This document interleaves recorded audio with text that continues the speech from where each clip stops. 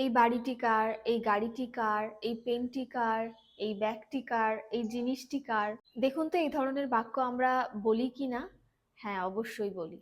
আর এই ধরনের বাক্য যখন বলি, মানে কোনো জিনিস দিয়ে যখন জিজ্ঞাসা করি যে এই জিনিসটি কার, তখন সেগুলো ইংলিশে কি করে বলবো?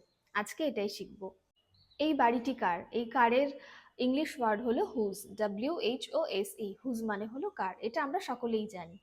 কিন্তু যখন আমরা এই ধরনের প্রশ্ন করব, তার স্ট্রাকচার কি হবে? চলুন শেখা যাক। প্রথমে আমরা হুজ দিয়ে সেন্টেন্সটি শুরু করব। হুজ, তারপরে হলো যেই জিনিসটির কথা বলা হচ্ছে, যেই জিনিসটি কার, সেই জিনিসটি। তাহলে হুজ, তারপরে হলো দ্য থিং মানে জিনিসটি, তারপর ইজ, তারপরে হলো দিস, ইজ দিস। আমরা ইজ দিস এর ব্যবহার করব। দেখুন কতটা সোজা। হুজ, তারপরে জিনিসটির নাম, তারপরে ইজ দিস।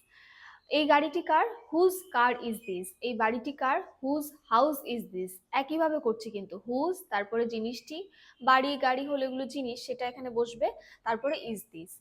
এই পেনটি কার, হুজ পেন ইজ দিস। এই ব্যাগটি কার, হুজ ব্যাগ ইজ দিস। এই জায়গাটি কার, হুজ প্লেস ইজ দিস। এই বক্সটি কার, whose box is this, etcetera etcetera. এবার এই সেন্টেন্সটির ইংলিশ কি হবে সেটা আপনারা কমেন্ট করে জানান। এই ফোনটি কার? আপনারা কমেন্ট করলে আমি সেটা চেক করে নিশ্চয়ই রিপ্লাই দেওয়ার চেষ্টা করব। Thank you. Keep learning, keep growing.